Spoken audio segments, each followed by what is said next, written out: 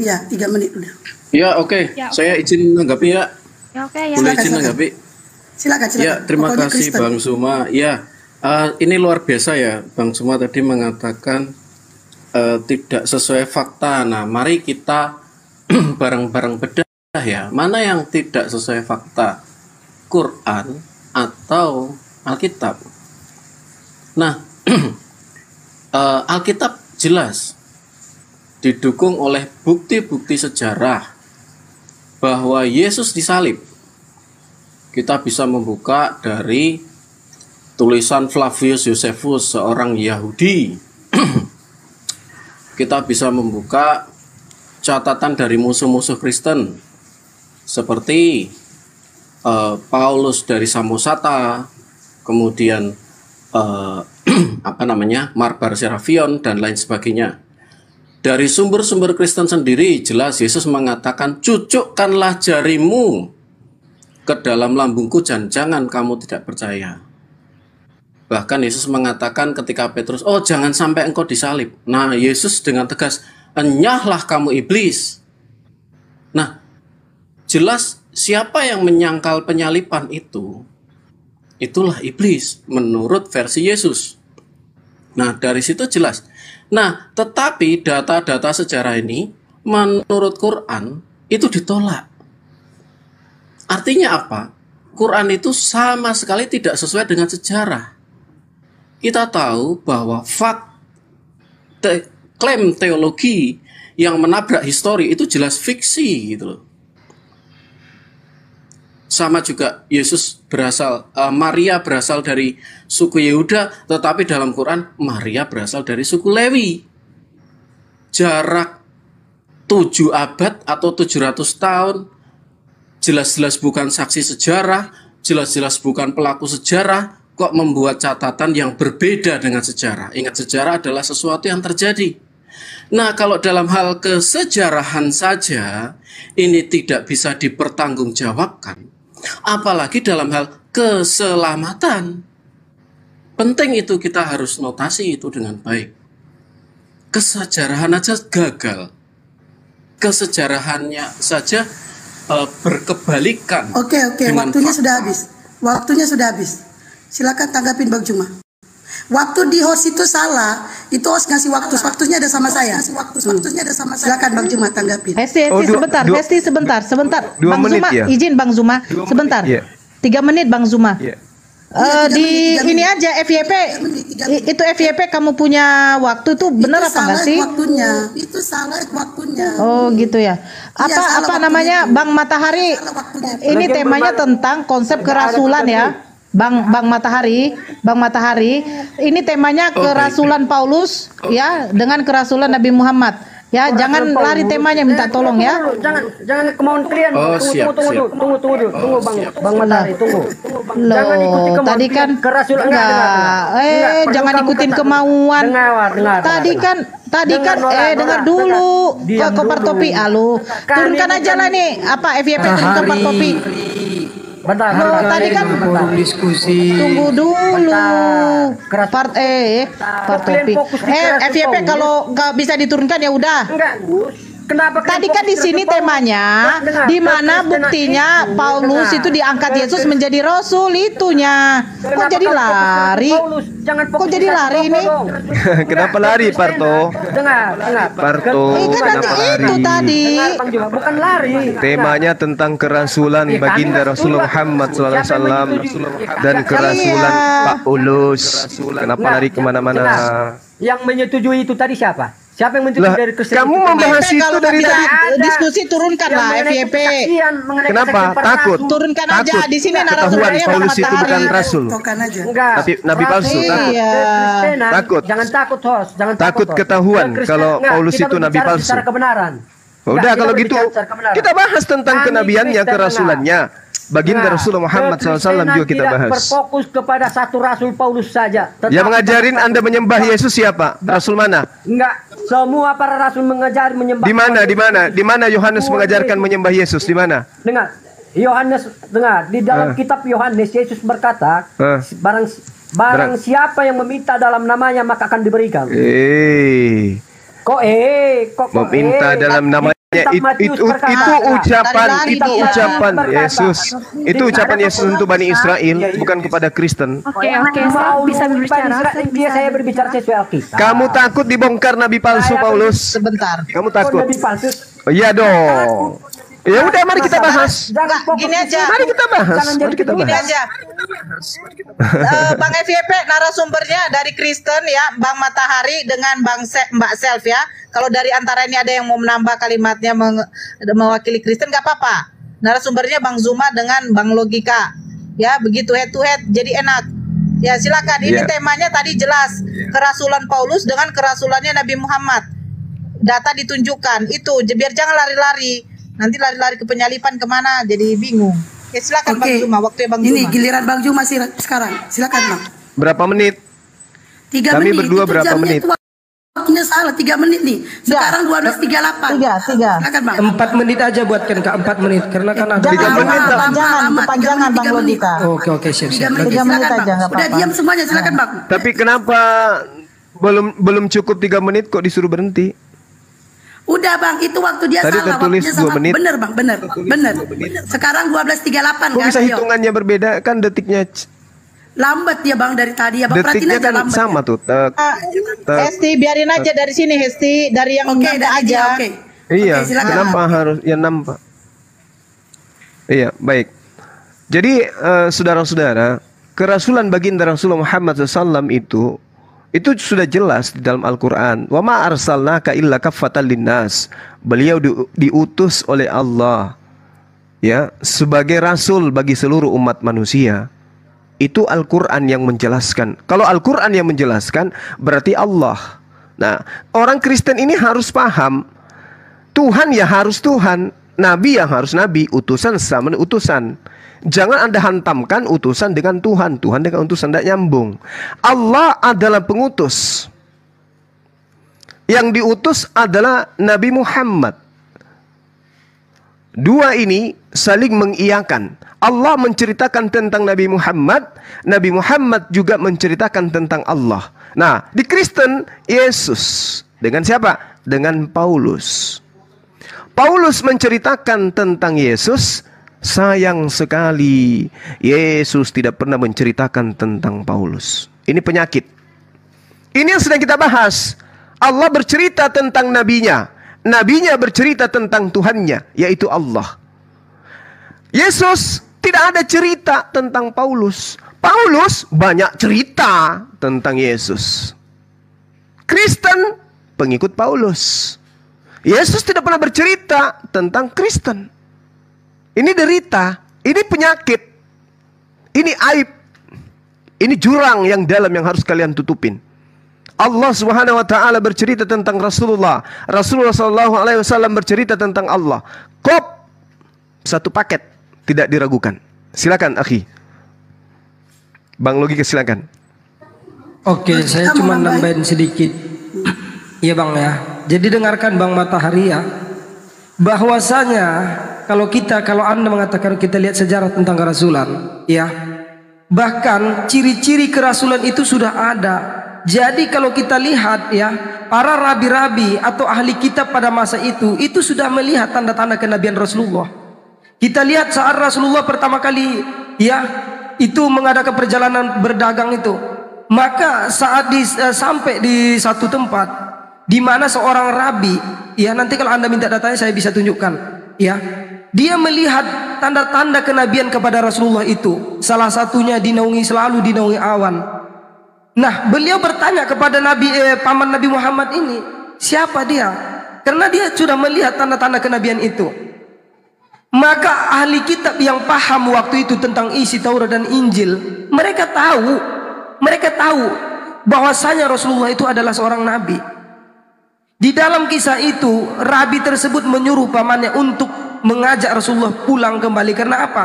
Seandainya ya rabi-rabi yang lain mengetahui tentang kedatangan Rasulullah, maka mereka akan membuat celaka terhadap Rasulullah. Karena apa? Tanda-tanda kenabian jelas pada diri Rasulullah.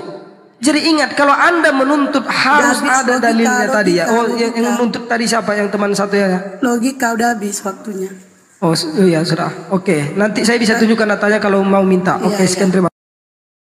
kasih. Oke, silakan tanggapin yang Kristen. Matahari, self, silakan. Dek mau tanggapi dulu atau? Ya, ayah dulu nggak apa-apa. Self lagi kerja soalnya. Oke, siap. Oke, saya mulai ya. Jadi seperti ini ya teman-teman Bang Suma yang saya hormati dan teman-teman muslimku yang saya cintai. Jadi pertama, klaim kerasulan baginda itu sesuai dengan Quran. Ini kalau dalam ranah logik, ini namanya circular reasoning. Saya benar karena kitab yang saya bawa mengatakan bahwa saya benar. Ini namanya logical fallacy apa? Circular reasoning. Itu yang pertama. Jadi tidak bisa, baik itu dari zaman perjanjian lama, perjanjian baru, itu hanya satu saksi, itu nggak akan pernah bisa. Musa sudah mengatakan bahwa baru atas 2 saksilah perkara itu sah. Nah, kesaksian baginda mengenai bahwa baginda adalah seorang nabi itu eksklusif berasal dari Quran. Sementara Quran itu dibawa oleh baginda nabi. Inilah yang kita sebut sebagai apa? Circular reasoning atau argumen logika berputar. Saya benar karena buku yang saya bawa mengatakan bahwa saya benar. Nah, ini salah secara logik. Nah, bagaimana dengan Rasul Paulus? Bedanya di mana? Rasul Paulus dikonfirmasi oleh rasul-rasul yang lain. Seperti Rasul Petrus, seperti Ananias yang di Damaskus ya. Sorry, aku mungkin lupa namanya Ananias. Ya, bisa ini ya. Nah, jadi bukan dari satu sisi kesaksian saja, bahkan Konsili Yerusalem, ingat ya, Konsili Yerusalem itu semua soko guru jemaat itu menumpangkan tangan atas Rasul Paulus, menunjukkan bahwa apa? Bahwa Paulus dikonfirmasi oleh jemaat mula-mula sebagai rasul bagi bangsa-bangsa non-Yahudi. Nah, jadi kerasulan Paulus sama sekali tidak ada urusan dengan circular reasoning. Itu yang pertama. Kemudian, dari sisi moral, beliau sekalipun memiliki yang namanya skandal moral, skandal seksual. Ini yang wajib kita jaga dan pelihara. Paulus punya anak angkat bernama Timotius. Tidak ada kasus ya di mana Timotius menceraikan istrinya lalu dinikahi atas izin Yotewohe, dinikahi oleh Paulus. Kalau Paulus melakukan itu ya teman-temanku yang kukasihi, hari ini juga saya murtad dari Kristen. Karena itu jelas tindakan immoral menikahi. Oke, waktunya sudah habis. Silakan. Waktunya sudah habis. Silakan Gurunda. Oke, baik. Jadi ketika Anda berbicara mengenai Paulus, tapi tidak ada bukti. Tadi saya sudah mencoba untuk merangsang otak Anda untuk berfungsi dengan baik, saudaraku. Allah mempersaksikan Nabi Muhammad sallallahu alaihi wasallam. Nabi Muhammad sallallahu alaihi wasallam mempersaksikan tentang Allah. Kenapa pola ini tidak bisa kamu sampaikan ke kita?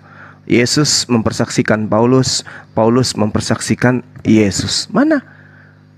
Ketimpangan yang muncul kemudian adalah kita tidak butuh pengakuan orang-orang lain yang satu dimensi dengan Paulus, yang satu misi dengan Paulus. Gak butuh kesaksian itu. Meski berjuta-juta orang mengangkat Paulus menjadi rasul, kita gak butuh. Yang kita butuhkan adalah pengakuan Yesusnya. Karena Yesus adalah sumber. Yesuslah yang pantas kemudian berbicara tentang ijazah Yesus sebagai rasul. Mana pengakuan Yesus? Tak ada. Tak ada pengakuan itu. Kan naif. Oh, dia bagus akhlaknya. Oh, dia tidak pernah cabul dan seterusnya. Tapi apa artinya semua itu? Ketika ternyata dia mampu membuat miliaran manusia mempertuhankan sesamanya manusia. Apa artinya? Apa artinya? Dari dia manusia kemudian miliaran akan dilempar ke neraka. Apa artinya? Itu yang pertama. Kedua, baginda Rasulullah Muhammad SAW itu datang kemudian untuk merubah konsep yang ada pada masa itu, di mana anak angkat itu dianggap sebagai anak kandung sendiri. Itu yang dipatahkan oleh Rasulullah. Nah sekarang saya minta tentang kerasulan Paulus ini yang mengajarkan mempertuhankan orang yang ditumbalkan oleh Romawi. Mana dalilnya? Mana legitimasi dari Yesus? Tunjukkan. Silakan Bang Logika. Terima kasih Bang. Jadi betul ya Bang ya.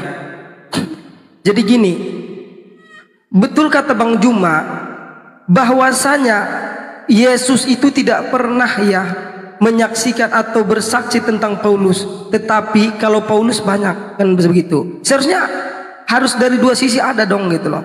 Maka saya ingatkan lagi Bang kepada Anda bahwasanya para nabi dan rasul itu ya mereka memiliki ciri-ciri khusus dalam diri mereka. Jadi begini ceritanya, bukan setiap orang yang mengaku nabi itu kita nabikan, bukan. Begitu juga dengan Tuhan. Tidak semua Tuhan yang mengaku Tuhan itu kita tuhankan. Karena ini sering bentrok ya teman-teman ya. Saat kita ada dua yang kita tuntut, di mana Yesus mengaku dirinya Tuhan dan minta disembah, di mana Paulus ini dikatakan sebagai rasul, nggak ada gitu loh. Bahkan ciri-ciri kerasulan itu jelas gitu. Saya mau tanya nanti, adakah ciri-ciri kerasulan ini kepada diri Paulus sehingga Paulus terpilih sebagai rasul? Logika Kalau Anda selesai. lihat, tidaklah seorang nabi dan rasul diutus kecuali mereka memiliki ciri-ciri. Logika selesai. Enakan tiktokannya daripada gini. Iya sebenarnya. Oke, ini hostnya diam baik. Oke, aku gantiin host ini. Oke, lanjut ditanggapin yang Kristen Matahari. Silakan. Oke, terima kasih ya Kak. Oke, Ya, jadi sama-sama. saya ulang ya. Bukti yang disampaikan oleh Bang Zuma dari tadi adalah circular reasoning. Saya ulang ya, circular reasoning. Mohon maaf. Kenabian baginda Nabi. Mohon maaf. Hot timernya tolong jalanin. Walah. Hot timer tolong jalani hot. Host. Oke, lanjut. Laki aja lanjut. Oke, ya dipotong aja nggak apa-apa. Timer saya. Nggak enak nanti nanti nggak adil. Oke, nggak apa-apa, jalanin aja dulu Bang. Oke, Ngomong aja saya Bang, lanjut nanti saya ya. kasih waktu lewat. Ngomong aja ngomong. Ya, siap. Jadi kita kontraskan nih hitam dan putih. Nah, hitam dan putih. Aku nggak menyebut yang hitam mana, yang putih mana. Tapi kita kontraskan. Yang satunya circular reasoning. Nah, sementara yang satu, nih kita buka Kisah Rasul 9 ayat 10. Di Damsyik ada seorang murid Tuhan bernama Ananias. Firman Tuhan kepadanya dalam satu penglihatan apa? Ananias, jawabnya, ini aku Tuhan. Nah, ini Yesus yang bilang ya. Firman Tuhan, mari pergilah ke jalan bernama jalan lurus, carilah di rumah Yudas seorang dari Tarsus yang bernama siapa? Saulus. Ia sekarang berdoa. Dan dalam suatu penglihatan ia melihat seorang bernama Ananias masuk ke dalam menumpang tangan ke atasnya supaya dapat melihat lagi. Jawab Ananias, Tuhan, dari banyak orang telah kudengar tentang orang itu, betapa banyaknya kejahatan dilakukan terhadap orang kudusmu di Yerusalem. Dan ia datang kemari dengan penuh kuasa dari imam kepala untuk menangkap semua orang. Nah, ayat 15 nih, Kisah Rasul 9 ayat 15. Tapi firman Tuhan kepadanya, ingat ya, ini bukan circular reasoning ya. Ini ada bukti dari bukan hanya satu sumber. Nah, nih mantap nih. Firman Tuhan kepadanya, pergilah sebab orang ini adalah alat pilihan bagiku untuk memberitakan namaku kepada bangsa-bangsa lain serta raja-raja dan orang Israel. Aku sendiri akan menunjukkan padanya betapa banyak penderitaan yang ia harus tanggung oleh karena namaku. Jelas ini bukan circular reasoning. Oke, kita buka di 1 Petrus juga. 1 Petrus mengatakan apa? Sama seperti hikmat yang diberikan oleh saudara kita, berikan Tuhan untuk saudara kita siapa? Paulus. Jadi bukan modal circular reasoning, tetapi ada saksi lain yang punya korelasi dengan Yesus, yang mendapat penglihatan dari Yesus, yang tidak dikarang sendiri, ya kan? Karena ada pihak lain yang mengkonfirmasi. Nah, ini yang sulit. Ini nggak bisa disamain. Gitu ya. Nah, apalagi Rasul Paulus dalam Kisah Rasul 15, beliau ditumpang tangan oleh seluruh jemaat. Seluruh jemaat menumpang tangan untuk beliau diutus kepada bangsa-bangsa non-Yahudi. Tapi aku tertarik ya, tidak semua yang ngaku dirinya Tuhan itu adalah Tuhan. That's it. Itu poinnya kami. Ketuhanan Yesus itu, Yesus klaim juga dari dirinya sendiri, dan klaimnya itu terbukti dengan kebangkitannya dari antara mati. Karena apa? Karena pengharapan kebangkitan itu hanya ada dalam Yesus Kristus nanti. Oke ya, teman-teman. Itu tadi. Jadi jangan berpaku pada circular reasoning. Gunakan logika Anda semua. Terima kasih. Monggo. Oke. Silakan Bang Juma tanggapin, Bang. Iya. Justru yang Anda paparkan ini adalah sirkulasi reasoning. Kenapa? Itu cerita yang berputar-putar dari antara orang Paulus itu sendiri. Yesus tidak terlibat di sana. Yesus hanya dijual sebagai pelengkap daripada apa yang menjadi keinginan Paulus in the gang. Mana pengakuan Yesusnya tentang Paulus? Sedangkan dalam misi dakwah Yesus jelas sekali dikatakan bahwa segala firman yang engkau sampaikan kepadaku telah aku sampaikan kepada mereka. Selesai. Di antara rangkaian firman yang menjadi porsi Yesus, yang Yesus harus ajarkan kepada Bani Israel, adakah dia menyentuh tentang Paulus? Gak ada.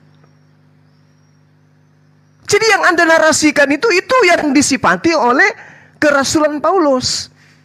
Masakan ada rasul Tuhannya tidak pernah ngutusnya? Kan lucu. Anda membawa tataran yang kemudian tatarannya ini muatannya, cakupannya adalah tentang Ananias. Iki siopo? Ananias ini siapa menurut Yesus?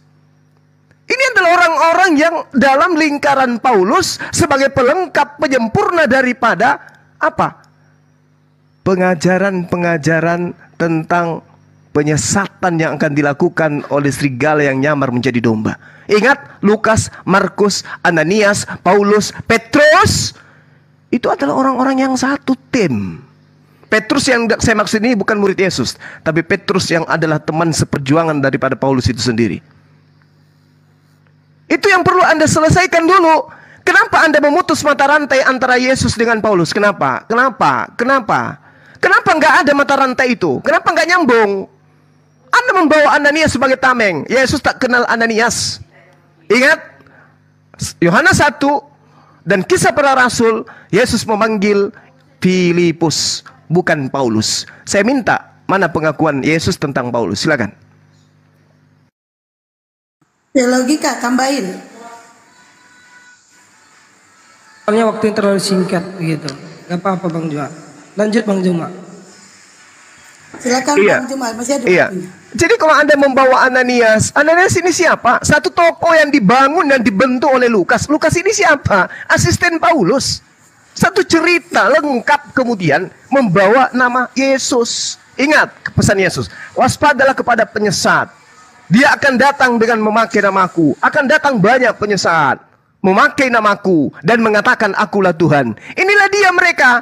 Ananias, Petrus, Markus, Lukas, Paulus. Inilah mereka penyesat-penyesat yang dimaksud oleh Yesus. Kalau Anda menolak itu, tolong dong satu data.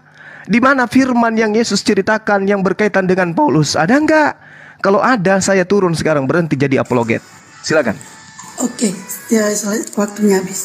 Silakan ditanggapin Matahari. Oke, siap, luar biasa sekali ya. Bentar ayah. Oke. Bentar.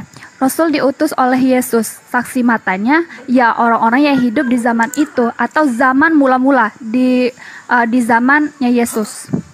Ya, sedangkan Baginda mendapat wahyu untuk jadi kenabian, tidak ada saksi matanya, Pak. Sedangkan di situ ada ayatnya mengatakan Baginda dapat wahyu untuk jadi kenabian. Siapa yang menulis sedangkan Baginda tidak ada saksi mata, tapi ada ayatnya. Nah, kehebatan apa? Sedangkan penulisnya ada. Bapak tadi bilang ada, itulah kehebatannya Al-Quran. Namun kehebatan yang seperti apa? Sedangkan saksi mata di sana tidak ada gitu. Tapi ada penulisnya. Lalu penulisnya itu siapa? Apakah dia saksi mata di situ? Gaji pokoknya di sini 495. Silakan lanjut, Pak. Oke, saya lanjutkan ya. Nah, ini sayang sekali ya Bang Zuma sudah mengatakan akan pensiun ya. Nah, Kisah Rasul 9 ayat 17 ini mempensiunkan Bang Suma detik ini juga sebagai apologet. Ya. Lalu pergilah Ananias ke situ dan masuk ke rumah itu. Ia menumpangkan tangannya ke atas halus, katanya, Saulus saudaraku, Tuhan Yesus yang telah menampakkan diri kepadamu di jalan yang kau lalui telah menyuruh aku kepadamu supaya engkau dapat melihat lagi dan penuh dengan Roh Kudus. Monggo, jalan terbuka lebar Bang Suma. Sudah hari ini juga pensiun sebagai debater. Enggak, bercanda ya Bang Suma ya. Kita teman lama nih. Oke, itu yang pertama ya. Jadi sekali lagi teman-teman, dari sisi moral Paulus terpuji. Dia tidak pernah terlibat skandal moral. Dia dikonfirmasi oleh rasul-rasul yang lain. Dan bahkan Ananias, seorang dari ke-70 murid yang dicatatkan ya, dia juga mengkonfirmasi kehadiran Yesus yang langsung memberikan penglihatan. Paulus adalah alatku. Pada saat di Yerusalem pun Paulus datang oleh para rasul yang lain ditumpang tangan. Mereka mengkonfirmasi ini loh. Jadi bukan dari satu sumber saja. Circular reasoning ini sudah hancur lebur. Kenapa? Karena data kami more than one. Lebih dari satu. Dan ini adalah para saksi mata Yesus pada waktu itu. Petrus sendiri mengatakan, seperti hikmat yang diberikan kepada Paulus, saudara kita. Jadi dia benar-benar dikonfirmasi oleh soko guru jemaat. Nah ini yang membedakan. Punya kami lewati standar circular reasoning. Punya Bang Suma masih di bawah standar circular reasoning. Nah ini teman-teman, mari kita menggunakan itu. Ya, karena kita tidak boleh menggunakan logika berputar. Itu menabrak. Oke, waktunya sudah selesai, sudah habis. Silakan. Oh, minta data dari tadi gak ada data. Silakan tanggapin Bang Juma. Iya, jadi Anda senang ya gitu ya, karena menganggap bahwa Lukas itu nabi, Lukas itu Yesus kali ya. Anda belajar di mana? Kisah para Rasul itu catatan siapa? Itu catatan Yesus, itu firman yang Yesus terima dari Tuhan gitu. Bung, cobalah, Yesus itu penerima firman. Apakah Lukas itu catatan wartawan Bang, sebentar, ini? Bang, sebentar, itu timernya gak jalan. Hots tuh timer gak jalan, Hots. Oke. Silakan Bang Juma. Mesti ngantuk itu kayaknya Mbak. Iya. Apakah catatan wartawan Lukas ini yang ditujukan kepada Theophilus ini itu adalah firman yang diterima oleh Yesus? Saya minta dasar pijakan firman Yesus, bukan karangan-karangan orang yang tak jelas. Kisah para Rasul saat itu jelas menjelaskan tentang muatan daripada kisah para Rasul itu adalah tulisan yang dihasilkan dari karangan Lukas berdasarkan hasil penyelidikan. Kisah para Rasul 1, Lukas 1 menyatakan bahwa Paul Lukas menulis berdasarkan penyelidikan. Yang saya butuhkan pengakuan Yesusnya. Susah banget sih, Bung. Susah. Kenapa? Karena Paulus itu nabi palsu, rasul palsu. Tinggal Anda tunjukkan, Yesus pernah berkata, Paulus yang mulia, ikutlah denganku. Mana pengakuan itu? Yang ada justru mengatakan waspadalah kepada orang Farisi yang menyeberangi lautan, menjelajahi daratan, mentobatkan orang non-Yahudi menjadi orang neraka dan 2 kali lebih jahat. Dan itu dipenuhi oleh Paulus. Yang saya minta pengakuan Yesusnya. Hai Theophilus, dalam bukuku yang pertama aku menulis tentang segala sesuatu yang dikerjakan dan diajarkan oleh Yesus. Ini karya tulis Lukas yang Anda sajikan tentang Paulus. Yang saya minta firman yang Yesus lontarkan dari mulutnya sendiri yang membahas tentang Paulus. Mana? Kalau nggak ada udah selesai. Dan kalau ada, saya berhenti menjadi apologet. Mana? Buktikan. Silakan Bang Logika.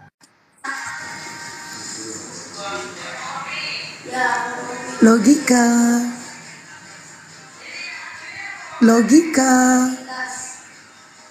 Waktu berjalan.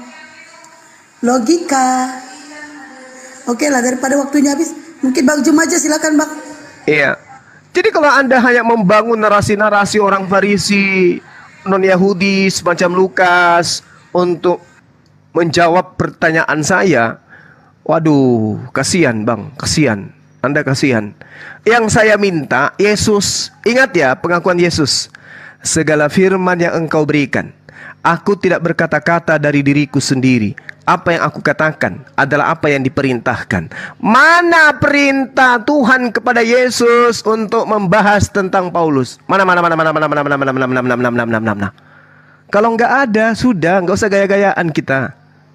Berhenti, gulung tikar aja. Ternyata Paulus itu rasul palsu. Tidak ada ijazah legitimasi dari Yesus. Selesai. Kalau kita Rasulullah Muhammad SAW, Allah Subhanahu Wa Taala menyatakan engkau adalah rasul untuk seluruh umat manusia. Litubayyina linnas. Mana pengakuan Tuhan Anda Yesus tentang rasul Anda Paulus? Nggak ada. Bungkus Paulus itu rasul palsu. Oke Bang. Selesai. Silakan. Oke, tanggapin silakan Matahari. Oke, terima kasih. Tadi Bang Suma menggunakan kata kasihan ya. Itu dibenarkan dulu. Oke, terima kasih. Nah, kalau menurut saya Bang ya, yang kasihan tuh abang gitu loh. Yang kasihan tuh abang. Kenapa? Ayo nyalakan dong timernya. Oke. Jadi gini, kenapa saya kasihan? Karena jelas Lukas ada di abad pertama. Oke ya. Konstruk logikanya dapat dulu nih. Lukas ada di abad pertama, ada pada zaman Yesus, ada di situasi geografisnya Israel, di Yerusalem, ada bersama dengan Yesus. Nah, yang kasihan tuh Anda, Bang. Kok bisa yang ada di abad pertama Anda tolak? Justru Anda percaya yang di abad ke-7 sono tuh. Dan tidak di Israel, tapi di Arab sono. Aduh banget itu, Bang. Kok bisa Anda kemanakan logika gitu loh Bang. Itulah kenapa Anda layak dikasihani Bang Suma. Logika Anda taruh di mana? Yang abad pertama, yang saksi mata kok ditolak. Astagfirullah. Yang tidak saksi mata, yang circular reasoning, yang di Arab sana, yang 700 tahun jaraknya dari Yesus. Malah dipercaya. Astagfirullah. Ini logikanya dibawa kemana? Itulah kenapa ribuan belas kasihan saat ini juga doa kami panjatkan bagi Bang Suma. Belas kasihan Tuhan untuk Bang Suma. Saya lanjutkan ya. Jadi gini, saya ulang. Kalau catatan Lukas saja Anda tolak, ya, apalagi yang 700 tahun sejarah Super Semar aja Bang Suma ya, belum ada 100 tahun udah rawan bla bla bla bla, apalagi yang 700 tahun. Kita belum ngomong loh masalah penyaliban, tadi saya sempat spill. Kita belum ngomong Yesus itu kok dibilang keturunan Lewi. Astaga, itu kan ahistoris gitu loh. Dan Anda percaya dengan yang ahistoris. Baru masalah ahistoris, belum masalah moral penyampai. Paulus tidak pernah yang namanya memiliki skandal seksual. Tidak ada. Tidak pernah Paulus melakukan sesuatu dengan salah seorang budak. Tidak pernah. Dia tidak mati karena racun. Bahkan ketika dia kena racun ular, yang terjadi apa Bang Suma? Ularnya yang mati. Tuh, coba. Jadi kalau pada waktu itu para rasul masih hidup, penulisan Injil Yohanes itu terakhir sendiri. Yohanes tahu siapa Lukas. Kalau Lukas melakukan penyelewengan sejarah, yang pertama protes adalah Yohanes, kemudian Papias, kemudian rasul-rasul yang lain. Mereka akan protes saat itu juga. Kenapa? Loh, beritamu nggak benar. Tapi apa? Mereka mendukung. Itulah kenapa lebih dari satu saksi itu udah sah. Prinsip hukum aja mengatakan unus testis nullus testis. Satu buah pelir bukan buah pelir. Artinya apa? Kalau satu saksi pasti tidak sah. Ya silahkan. Monggo. Waktunya habis. Silakan. Kak, suara saya dengar nggak Kak blokir? Sekarang dengar. Silakan Guru Nda. Ya. Ya, jadi yang kasihan itu Anda sebenarnya. Agama Anda tidak ada legitimasi dari Yesus. Rasul Anda pun nggak ada. Gimana ceritanya nih? Ada rasul tapi tidak ada legalitas dari Sang Tuhan. Gimana ceritanya? Kenapa kami itu tidak mau ajaran palsu seperti itu? Kenapa? Karena di kitab Anda sendiri mengatakan, anak-anakku, waktu ini adalah waktu terakhir. Dan seperti yang kamu dengar, seorang antikristus akan datang. Sekarang telah bangkit banyak antikristus. Kapan antikristus itu bangkit? Di mana antikristus itu ada? Itulah tandanya bahwa waktu ini benar-benar waktu yang terakhir. Memang mereka berasal dari antara kita. Makanya kami tidak mau beriman kepada kesaksian-kesaksian palsu itu. Kenapa? Antikristus itu berasal dari orang-orang itu sendiri. Tetapi mereka sungguh-sungguh termasuk, bukan dari termasuk kita. Sebab jika mereka sungguh-sungguh termasuk pada kita, niscaya mereka tetap bersama-sama dengan kita. Berarti antikristus itu muncul di tengah-tengah pengikut Yesus itu sendiri. Oh enggak, aku mau masuk ke dalamnya. 2 Petrus 2, sebagaimana nabi palsu dahulu tampil di tengah-tengah umat Tuhan, demikian pula di antara kamu murid-murid Yesus akan ada guru-guru palsu. Di antara kamu, murid-murid Yesus itu ada guru palsu. Kemudian Lukas 21, waspada supaya kamu jangan disesatkan, sebab banyak orang akan datang dengan memakai namaku. Yang memakai nama Yesus itu, yang memakai nama Yesus, menjual nama Yesus, lalu berkata Yesus itu adalah Tuhan. Saatnya sudah dekat, jangan kau mengikuti mereka. Makanya saya tidak mau mengikuti ajaran kalian, karena ajaran kalian itu membawa-bawa nama Yesus dan mengatakan Yesus itu adalah Tuhan. Enggak mau, enggak saya dengan ajaran seperti itu. Kemudian penyesat orang Farisi yang kemudian dinyatakan dalam Matius 23 itu jelas sekali ada. Nomor 15-nya orang Farisi jelas sekali menyeberangi lautan, menjelajahi daratan, mentobatkan orang Romawi, masuk ke agama menjadi 2 kali lebih jahat daripada orang Yahudi. Siapa itu? Paulus. Harus angkatan itu. Di data nomor selanjutnya 36 dikatakan, aku berkata kepadamu wahai murid-muridku, sesungguhnya semuanya ini akan ditanggung angkatan ini. Berarti angkatan Yesus, zaman Yesus muncul antikristus. Makanya kami tidak mau beriman kepada agama Paulus, yaitu Kristen. Kenapa? Agama Kristen adalah agama palsu yang tidak pernah diajarkan oleh Yesus, tapi diajarkan oleh penyesat antikristus yang muncul di tengah-tengah murid Yesus. Demikian. Silakan Anda tunjukkan. Yesus memberikan legitimasi kepada Paulus. Mana. Ini sudah berapa jam ini? Sudah berapa jam? Penyesat sesama dengan Yesus, antikristus sesama dengan Yesus, 2 kali orang-orang yang 2 kali lebih jahat daripada orang Farisi itu sesama dengan Yesus, orang-orang neraka itu sama dengan Yesus. Lalu kamu mau kami mengikuti orang-orang neraka ini? No, tidak mungkin. Untuk itulah saya minta datanya. Mana legalitas Yesus ketika menerima firman dari Tuhan, bahwa Yesus yang adalah sumber firman mengajarkan Paulus adalah rasulku. Di mana itu tertulis? Ndek narak kepeng. Silakan. Habis ini Bang Logika silakan masuk. Udah habis waktunya Bang. TikTok kan maunya ya. Habis ini karena saudara Matahari, saudara Jack Ceta ini mustahil bisa menunjukkan itu, mustahil. Iya, dari tadi. TikTokan aja lah. Soalnya Bang Juma ngomong nggak ketemu jawabannya. Itu bolak-balik, Gimana Bang Matahari, TikTokan aja ya? Saya selesaikan yang 3 menit dulu. Oh, boleh. Habis selesai 3 menit kita TikTokan ya. Oke, boleh lah. Oke, deal. Oke, silakan tanggapin. Anytime. Ya. Oke, silakan. Oke, saya mulai ya. Ini pernyataan bagus nih. Bang Suma tadi mengatakan mengenai antikristus dari surat Yohanes. Ingat, Yohanes tidak pernah satu kata pun menulis mengenai komentar negatif terhadap Paulus. Itu perlu dicatat. Jadi Yohanes dia agree dengan Paulus. Nah, bahkan yang disebut sebagai antikristus ini sebaliknya ajaran yang abang pegang. Kenapa? Karena antikristus adalah dia menyangkal bapa dan anak.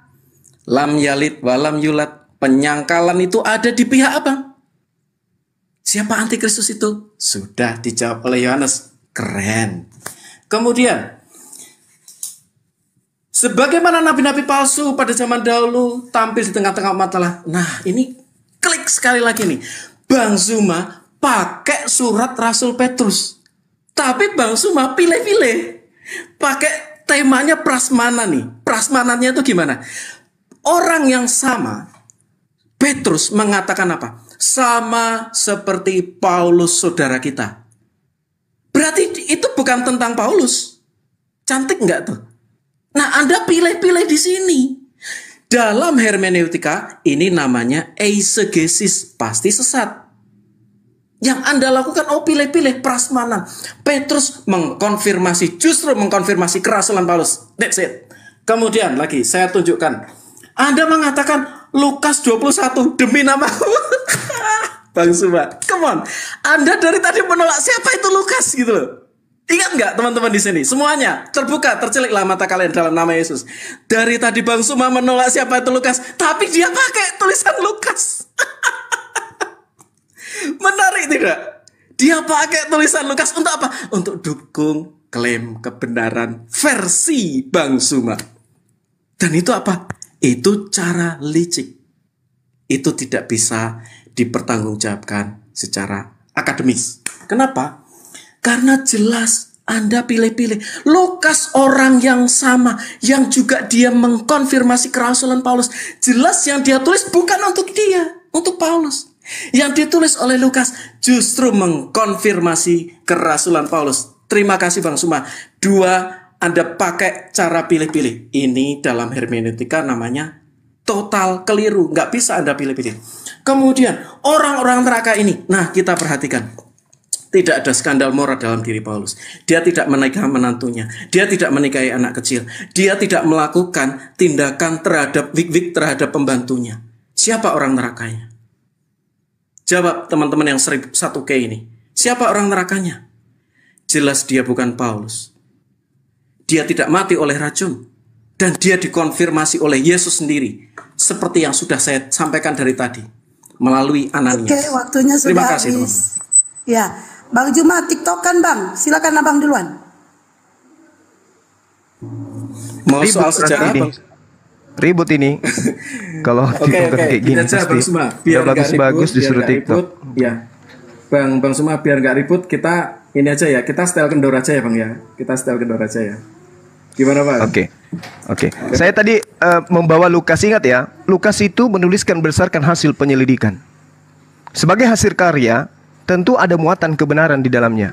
Ingat, saya tidak pernah menolak. Saya hanya mengatakan itu bukan firman Tuhan, tapi itu adalah hasil penyelidikan. Sebagai hasil penyelidikan berarti itu sesuai dengan kenyataan yang ada pada saat itu. Tapi duduk sebagai firman Tuhan, tidak akan mungkin hasil penyelidikan menjadi firman Tuhan. 1. Kedua, saudara mengatakan, mana Yohanes mengatakan tentang Paulus, Bung? Tadi yang saya bacakan itu 1 Yohanes 2 loh. Penyesat itu berasal dari tengah-tengah kita. Apa Anda lupa? Belum lagi ketika dia mengatakan, iblislah yang menjadi bapakmu, dan kamu mau melakukan keinginan-keinginan bapakmu. Pertama kali, iblis ini melakukan pembunuhan terhadap manusia. Siapa kira-kira yang melakukan pembunuhan terhadap murid-murid Yesus? Ada baginda Rasulullah Muhammad SAW? Tidak, Paulus pelakunya. Nah, Anda belum menjawab. Mana legitimasi kerasulan Paulus dari Yesus? Silakan Anda tunjukkan. Oke, dijawab. TikTokan. Ya. Oke, silakan. Ya, ini TikTokan. Tapi kalau aku udah sering diskusi sama Bang Suma kok Mbak, dan kami rata-rata tertib diskusinya. It's okay. Ya, TikTokan kami memang seperti ini Mbak. Karena saya fokus edukasi ya. Thank you Bang Suma. Jadi Bang Suma tadi saya ulang ya. Teknik yang Abang pakai itu prasmanan Bang. Abang mengakui Lukas dalam kebenaran penyelidikannya, tetapi tidak mengakui tulisan-tulisan yang lain. Bagi saya ini adalah tindakan prasmanan. Oh, saya cocok, ini nggak cocok, dan lain sebagainya. Itu sudah saya jawab. Saya nggak mau jawab lagi ya. Saya berharap ada poin maju buat kita berdua. Kemudian Baginda mengatakan mengenai Yohanes, Abang baca soal antikristus di sini. Itu adalah soal barang siapa menyangkal bapa dan anak. Tidak ada narasi Paulus menyangkal bapa dan anak. Justru penyangkalan adanya bapa dan anak itu ada di surat Al-Ikhlas. Lam yalid walam yulad. Tidak beranak, tidak diperanakan. Berarti bagi teman-teman muslim, bapa anak itu kafir. Bapa anak itu jelas, itu tidak benar. Itu disangkal secara tegas melalui surat Al-Ikhlas. Itulah kenapa bagi itulah Rasul Yohanes tulis antikristus dialah yang menyangkal baik bapa dan anak, baik sumber dan sang firman. Silakan Bang Suma. Jadi Anda belum juga menjawab tentang legitimasi Yesus terhadap kerasulan Paulus. Tapi nggak apa-apa ya. Cukup dicatat oleh netizen yang mendengarkan di bawah. Kemudian lam yalid wa lam yulad. Menolak bapak, menolak anak. Nggak nyambung itu. Justru ajaran Kristen yang menolak bapak, ajaran Kristen yang menolak anak. Dalam perspektif pengajarannya ditolak. Contoh, bapak. Apakah bapak ini makhluk manusia bisa menjelma menjadi Tuhan, menjadi manusia? Bisa? Tidak bisa. Apakah bapak ini adalah manusia? Bukan. Apakah bapak ini berdua, bertiga? Tidak.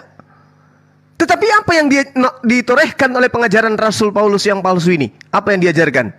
Bapak menjadi manusia, inkarnasi, mengosongkan diri, dan seterusnya. Berarti menolak keberadaan bapak. Jangan ada ilah lain di hadapanku. Itu bapak. Apakah diterima? Tidak. Harus ada ilah lain berupa jelmaan, yaitu Yesus. Berarti menolak bapak. Yes. Nah, kita buktikan bahwa bahwa ajaran Kristen juga menolak anak. Anak ini mengaku dirinya sebagai utusan Tuhan. Tidak dapat berbuat apa-apa dari dirinya. Tidak dapat berkata-kata dari dirinya sendiri. Anak yang mengaku seperti itu. Tapi apakah diterima oleh Kristen? Tidak.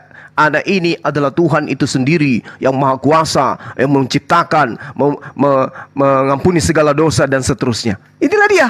Penolakan terhadap bapak dilakoni oleh Kristen. Yes, penolakan terhadap anak dilakoni oleh Kristen. Sementara Islam, Tuhan yang datang pada Bani Israel yang mengutus Nabi yang lahir tanpa ayah adalah satu-satunya Tuhan. Dan dia adalah bukan makhluk, tidak serupa dengan apapun. Laisa kamitslihi syai'. Sementara anak yang adalah Nabi Isa atau Yesus yang datang kepada Bani Israel hanyalah utusan Tuhan, jalan keselamatan bagi Bani Israel, manusia suci terkemuka di dunia dan akhirat. Kami tidak menolak. Berarti kami menerima bapak dan juga menerima anak. Kristen menolak bapak, menolak anak, itu jelas. Kalau dikatakan lam yalid wa lam yulad, yang betul. Tuhan pencipta langit dan bumi tidak beranak. Tuhan pencipta langit dan bumi tidak diperanakkan. Hanya di ajaran Kristen dia mengajarkan Tuhan beranak dan punya anak. Dan Tuhan itu adalah anak daripada Tuhan. Hanya di Kristen. Itu yang harus saudara pahami. Yang menolak bapak dan menolak anak hanya ada di Kristen. Melalui ajaran Paulus yang Anda umpetin hari ini. Silakan. Boleh saya sedikit Bang Matahari? Ya silakan. Siap. Bang Supor. Ya. Oke. Sebentar Kak Belalai. Saya cuma mau tunjukkan 2 ayat. Tidak apa-apa nanti Kak Belalai silakan. Dua ya. Jadi yang pertama gini Bang. Jadi sebentar ya Bang ini ya, karena ini saya sering diskusi dengan Bang Suma dan kondusif kok, kondusif. Ya, jadi gini, di dalam keislaman Abang, Allah tidak beranak, tidak diperanakkan. Ini secara tegas menabrak apa yang disampaikan oleh 1 Yohanes 2 ayat 23. Tidak memiliki bapa. Barang siapa mengaku anak, ia juga memiliki bapa. Tidak menerima kedua. Itu sudah terpatri. Tidak mungkin Allah itu diperanakkan. Tetapi tempat kami jelas. Barang siapa menyangkal anak, ia tidak memiliki bapa. Barang siapa mengaku anak, ia juga memiliki bapa. Dan ini bukan hanya dalam PB. PL pun mengatakan sama. Ya. Tuhan berbicara pada era Musa. Maka engkau harus berkata kepada Firaun, demikianlah firman Tuhan, Israel adalah anakku. Anakku yang sulung. Tuhan memposisikan dirinya sebagai bapa. Ulangan 8 ayat 5. Maka haruslah engkau insaf bahwa Tuhan ajari anaknya. Bayangin kedekatan yang kurang apa itu. Demikianlah engkau mengadakan pembalasan terhadap Tuhan, hai bangsa yang bebal dan tidak bijaksana. Bukankah ia Bapamu yang mencipta engkau menjadikan. Dalam era Raja Daud ya Bang, aku akan menjadi bapaknya. 2 Samuel 7 ayat 14. Dan ia akan menjadi anakku. Nah ini ditolak semua oleh konsep Islam. Kenapa? Ya memang tidak punya ketersambungan sanad dengan Kristen dan Yahudi. Ini eksklusif berdiri sendiri dari Tuhan yang berbeda.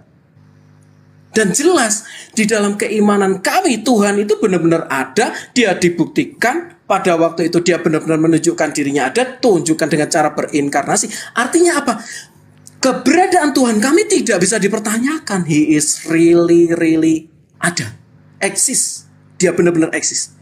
Nah, dia yang terbukti eksis dalam perjanjian lama, dia juga terbukti eksis dalam perjanjian baru, maka dia terbukti eksis menyelamatkan. Ini yang penting, poin penting di sini. Nanti di ujung jalan nanti, bukan Tuhan yang tidak pernah ada, Bukan Tuhan yang salah dengan sejarah. Bukan Tuhan yang tidak menegur pelayannya yang melakukan tindakan bla bla bla. Aku nggak sebut ya, saya hormati keimanan Abang. Kemudian ketika Abang mengatakan ada ilah lain. Oh, come on. Firman itu ada satu di dalam diri Allah. Pada mulai adalah firman, firman bersama dengan Allah, firman itu adalah Allah. Kemarin kita sudah diskusi. Segala sesuatu dijadikan oleh Dia, tanpa Dia tidak ada satu pun dijadikan. Dialah yang menjadi manusia. Kita udah runut ya kemarin ayat 9, Ia sedang datang, ayat 11, Ia datang dengan cara apa? Ayat 14, firman itu menjadi manusia. Nah, Dia yang nyata terbukti dalam perjanjian lama. Dan Dia sesuai dengan sejarah di dalam perjanjian baru. Dia terbukti pasti. Dia juga punya kuasa bangkitkan dirinya dari antara umat. Dia juga pasti terbukti menyelamatkan nanti. Dan saya percaya rasul-rasulnya tidak satu pun terkena skandal moral. Itulah kenapa Tuhan yang suci, Dia mau umatnya suci. Oke, silakan. Oke, saya tanggapi ya. Saya tanggapi, tunggu. Itu kepanjangan, Bang. Pertama, Anda mencoba untuk menarasikan segala aspek yang diceritakan oleh risalah kenabian dari lahir sampai beliau wafat. Boleh tidak saya minta risalah kerasulan Paulus dari dia lahir sampai dia meninggal? Ada nggak dari cerita itu? Siapa bapaknya, siapa ibunya, supaya kita tahu apa aja yang dia lakukan. Ada? Ada informasi tentang itu di luar daripada surat-suratnya? Tidak akan Anda temukan. Jadi susah kalau Anda ingin mempersamakan kepada baginda Rasul Muhammad SAW dengan seorang rasul palsu. Susah Anda mencoba menjagokan Paulus, tapi legalitas dari Yesus sendiri nggak ada kepada dia. Yang Anda narasikan dia menggauli pembantu, kemudian menggauli menantu, itu nggak ada itu. Nggak ada itu. Itu narasi orang yang sangat benci kepada beliau. Nggak ada itu narasi itu. Itu hanya ada di internal kalian. Di kami itu nggak ada.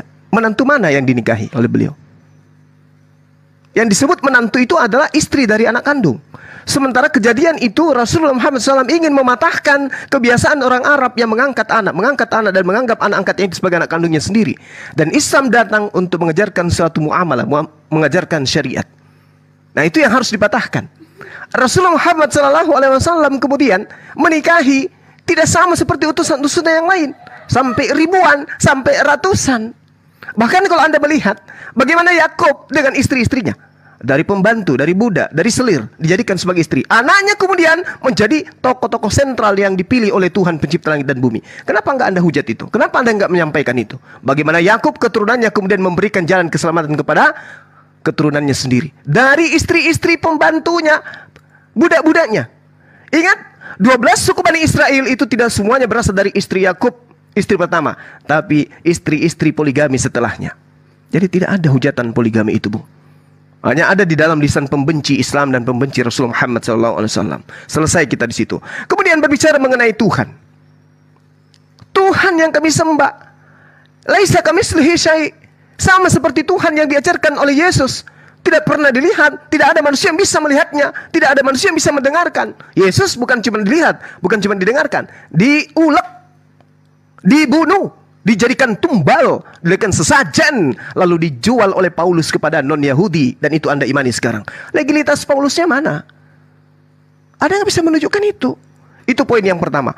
Kemudian di dalam kitab Anda sendiri menerangkan dirinya bahwa Tuhan itu tak nampak, hormat kami dan kemuliaan sampai selama-lamanya bagi Raja segala zaman, Allah yang kekal yang tak nampak, yang esa. Yesus nampak, dibunuh dia, nonotnya dipotong-potong, dipotong. Bukan Tuhan dia, tapi dia jadi Tuhan oleh rasul palsu, yaitu Paulus. Saya katakan palsu, selama Anda belum menunjukkan legalitas dari Yesus kepada kerasulan beliau, saya katakan Paulus itu nabi palsu, rasul palsu. Ya, sekira gitu ya, saudara. Jadi ketika Anda berbicara tentang moral, tolong tunjukkan kepada saya, dari sejak Paulus lahir, dia sudah melakukan kebohongan. Apa kebohongannya? Dia dipilih dari sejak kandungan ibunya. Yang pilih siapa? Pak RT, Pak RW. Nah, sedangkan dia menjadi rasul aja Yesus nggak pernah pilih, apalagi dalam kandungan ibunya. Mana dalil itu? Paulus ketika usia 1 tahun, 2 tahun, 3 tahun, 4 tahun, 5 tahun, 6 tahun, 7 tahun, mana ceritanya? Mana risalahnya? Tolong tunjukkan kepada saya. Ada? Gak akan Anda temukan itu. Bapaknya aja nggak ditahu siapa namanya, ibunya siapa namanya, entah dari mana dia datangnya. Itulah antikristus yang Anda agung-agungkan sebagai rasul, tapi hanya rasul palsu. Silakan. Oke, saya tambahkan ya. Itu Paulus itu memang dia bukan nabi. Dia nggak gila-gelar gitu. Dia manusia biasa yang tidak gila-gelar gitu. Harus nabi, harus rasul, harus imam atau apa enggak. Dan yang memerintahkan dia itu Yesus. Itu ada kisah para rasul 22 jelas. Yesus yang memerintahkan dia lakukan itu. Terus dari mana kita meyakinkan itu? Dari buahnya. Apakah buah Paulus ini seperti apa? Makanya setiap dia selesai banyak hal, dia kembali ke Yerusalem bertemu dengan murid-murid Tuhan Yesus yang disebut rasul, Petrus. Jadi mereka itu bercerita bagaimana pengalaman tentang mereka melayani orang-orang untuk mengenal Kristus. Seperti yang dikatakan Tuhan Yesus, jadikanlah semua bangsa muridku dan baptislah mereka dalam nama Bapa, Putra, dan Roh Kudus. Itu yang mereka lakukan. Tidak ada perbedaan antara mereka. Yang terjadi perbedaannya di abad ke-7. Yang di luar konteks yang dikatakan baptis, tidak dikenal baptis. Terus bagaimana dikatakan sama hal dengan kekristenan yang beda? Perjamuan kudus, kita nggak ada perjamuan kudus, yang beda. Itu dua hal yang wajib dilakukan dalam kekristenan, yang membedakan antara kami kekristenan yang percaya pada Kristus dengan orang yang di luar Kristus yang percaya pada ilah-ilah lain. Terus kamu katakan Paulus seperti apa? Memang Paulus itu bukan gelar ya, enggak. Tetapi dalam hidupnya dia selalu mengikuti perintah Tuhan Yesus, ingin seperti Kristus. Bahkan dengan cara hidupnya pun dia tidak berlebih-lebihan, tidak gila hormat, tidak jadi penguasa, tidak. Hidupnya murni untuk memberitakan keselamatan bagi banyak orang seperti yang diberitakan Tuhan Yesus, supaya setiap orang itu mendapat hidup yang kekal. Itu yang dipahami. Makanya rasul-rasul itu tidak keberatan, bahkan sangat menghormati pelayanan Paulus untuk orang di luar Yahudi atau orang yang tidak bersunat. Poinnya Bang, berarti Paulus bukan bukan rasul menurut Anda? Ini saya bilang tadi kan. Kan sudah bilang tadi. Poinnya menurut Anda Paulus bukan rasul. Bang Belalai Gajah dan Bang Logika nih. Aku tadi kan dipotong. Aku belum sempat menanggapi yang dari Bang Suma ya. Mungkin Bang Suma bisa catat dulu dari poin dari Bang Belalai Gajah ya. Oke, terima kasih Bang Suma. Jadi seperti ini. Alkitab kami Perjanjian sampai Wahyu itu bukan data akte lahir masing-masing tokoh. Bukan data KTP masing-masing tokoh. Alkitab kami menceritakan mengenai jaminan keselamatan bagi bangsa-bangsa yang bukan insya Allah lagi, bukan Allah alam, bukan, tetapi jaminan yang pasti yang berdasarkan pengorbanan Kristus di kayu salib. Tetapi kita juga Pak Matahari, gini, coba saya minta satu dulu kejelasan. Menurut Pak Matahari dan Belalang ini, Paulus ini seorang rasul atau bukan? Itu aja dulu. Maksudnya kalau rasul ya kita lanjutkan diskusinya. Gini Bang Logika. Saya harus menanggapi Bang Zuma dulu. Nanti pertanyaan itu bisa Abang sampaikan ke Bang Belalai. Iya, kalau menurut Bang Matahari apa? Pasti beliau rasul atau bukan?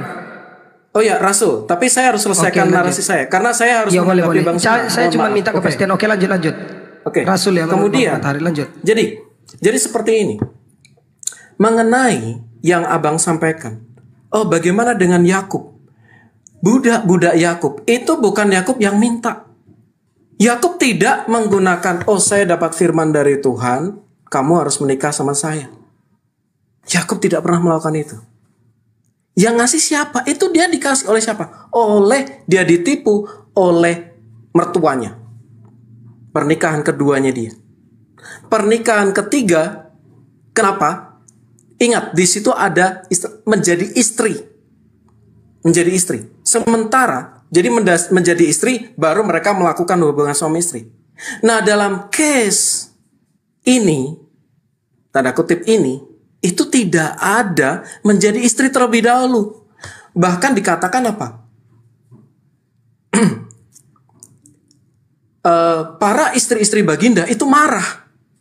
Kenapa ini dilakukan pada hari giliranku? Jadi bukan sesuatu yang sudah resmi pernikahan. Tidak dilakukan dengan cara seperti itu.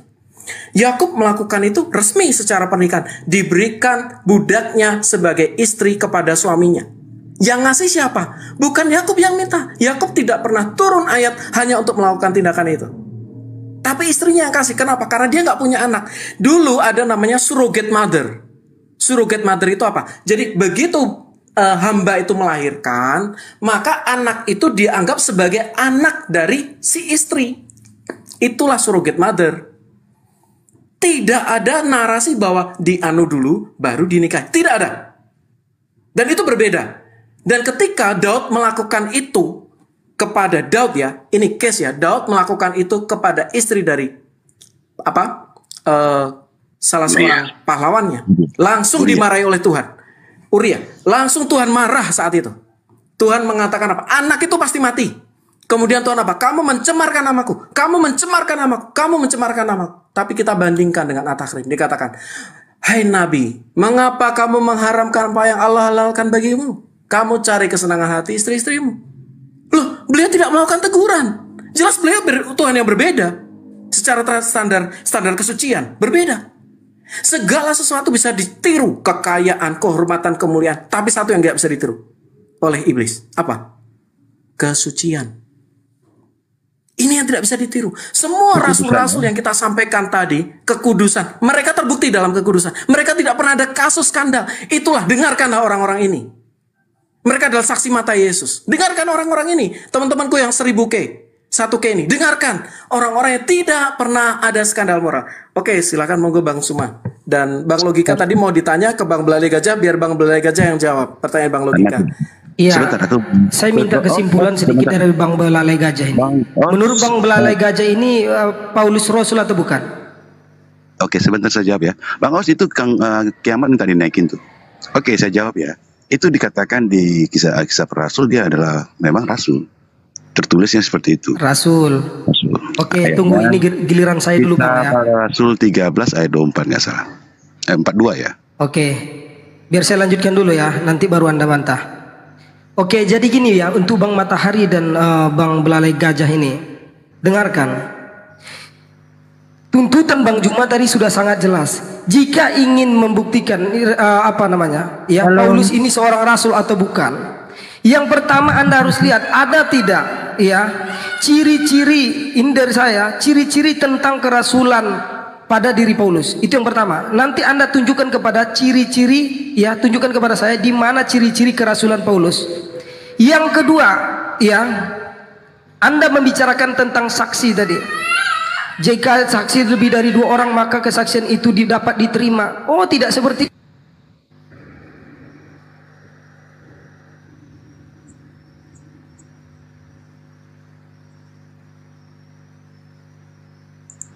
Bang Logika kayaknya putus nih Bang. Oke Bang Suma, mau ada kiamat nih Bang Suma. Ini tadi mungkin bisa dielaborasi soal At-Tahrim 1 ayat 1 ya nih. Bagus ini. Ya, ini menarik kayaknya.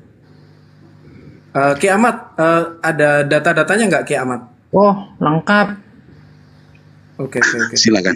Aduh, pada kemana itu? Ya, saya bantah dulu ya yang tadi ya. Saya bantah dulu. Yang pertama, Anda boleh membawa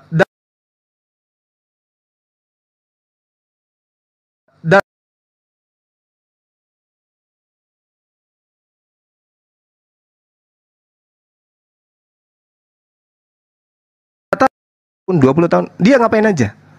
Jangan Anda kemudian membawa narasi Paulus yang miskin narasi tentang sejarah hidupnya dengan baginda Rasul Muhammad diceritakan. Nah, sekarang permasalahannya adalah ketika Anda berbicara mengenai Paulus tidak akan kemudian Anda mengatakan bahwa Paulus itu tidak gila gelar. Siapa bilang? Siapa bilang Paulus itu tidak gila gelar? Dia malah mengaku sebagai Mesias. 1 Korintus 11 nomor 1, genomai memites katos kago Kristus. Kamu harus menjadi teladanku sebagaimana aku ini juga adalah Kristus. Aku ini juga Kristus. Wow, keren. Dan dia mengaku sebagai rasul kepada non-Yahudi. Dia tidak bercacat. Sudah membunuh, sudah menganiaya. Baca original teksnya, kiamat. Ya, Rati. Jadi di situ sangat jelas dikatakan bahwasanya Yesus ini menerima firman dan menyampaikan firman. Mana firman yang disampaikan tentang kerasulan Paulus? Mana? Tunjukkan. Gak ada. Lalu kemudian Anda mengatakan jaminan. Mana jaminan Yesus kepada pengikut Paulus? Mana? Tunjukkan. Jangan Anda bebani diri Anda dengan satu beban yang berat. Yang satu aja belum selesai, Anda tambah lagi jaminan. Di dalam 1 Yohanes 3 nomor 2, saudara-saudaraku yang kekasih, sekarang kita adalah anak-anak Theos, tetapi belum jelas apa keadaan kita kelak, belum nyata. Mana jaminan itu? Mana jaminan penyembah Yesus adalah orang yang dijamin masuk surga? Mana? Di mana itu tertulis? Yang ada, orang yang menyembah Yesus diusir Yesus dengan mengatakan engkau adalah pembuat kejahatan. Jadi silakan tunjukkan kepada saya, mumpung ada si Rati, si Kiamat, tolong tunjukkan ke saya legalitas kerasulan Paulus berdasarkan pengajaran Yesus. Kalau tidak ada, kalian tidur aja 60 tahun. Nanti bangun setelah sehari sebelum meninggal. Silakan. Oke, sebelum Kiamat, boleh diperbesar. Sebentar Bang Kiamat, sebelumnya saya kan belum kasih pertanyaan nih. Jadi gini Juma ya, ini pertanyaan saya dari dulu ya, mungkin sampai sekarang belum saya temukan dari jawaban Muslim. Kamu berbicara tentang Paulus, luar biasa. Paulus kamu tanya. Saya tanya tentang Nabi kamu ini. Dia lahir agamanya apa? Karena dia nggak diazankan loh bro. Agamanya apa? Itu yang harus kamu mengerti. Terus dia apakah dia disunat? Kapan dia disunat bro? Terus waktu dia menikah dengan Siti Khadijah, pakai agama apa bro di Siti Khadijah dihalalkan? Yang saya bingung ya cuma, kamu sudah bertahun-tahun, udah dapat koin banyak, segala macam. Tapi nggak ada yang teman-teman Muslim mengasih jawaban itu. Terus kamu minta tentang legalisasi seorang Paulus. Paulus bagaimana kecilnya? Kamu aja nggak bisa menerangkan Muhammad itu lahir agamanya apa? Terus dia diazankan tidak? Terus kamu tidak pernah menyatakan suatu kebenaran pengajaran ke teman-teman kamu Muslim. Bagaimana Muhammad itu disunat? Kapan disunatnya? Apa tidak disunat? Terus yang pertanyaan terakhirnya yang paling mengerikan adalah waktu dia menghalalkan Siti Khadijah pakai agama. Saya bicara agama ya. Pakai agama apa? Ini yang saya membangunkan. Saya nggak ketemu jawaban dari teman-teman kamu. Yang mungkin murid-murid kamu juga nggak ada yang berani mengatakan dari mana gitu. Mungkin kamu harus mengajarkan mereka. Mungkin saatnya di sinilah kamu menceritakan seperti apa masa kecil Muhammad itu. Silakan ya, silakan disambung ke Kiamat. Oke, host minta tolong diperbesar.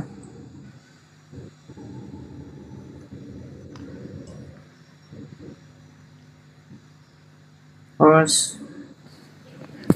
Bang host, tolong besarin Kiamat dong. Host. Aku tunjukin data aja.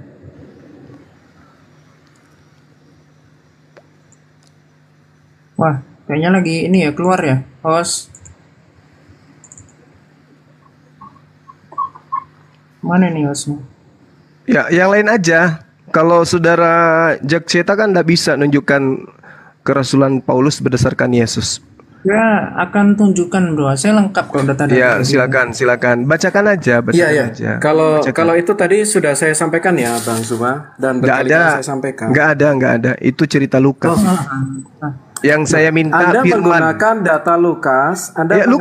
Lukas itu kan penyelidik dia itu. Lukas, di dalam.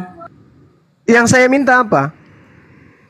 Kerasulan Paulus berdasarkan legalitas dari Yesus. Bentar, host FYP. Yesus penerima firman. Ya. Oke. Kalau Paulus jadi itu rasul, maka ada firman yang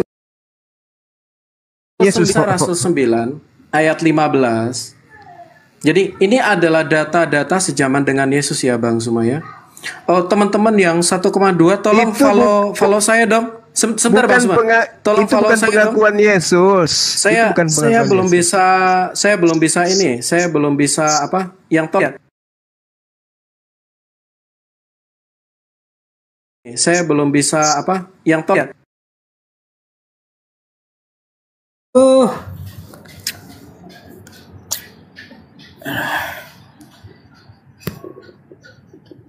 Gimana ini roomnya?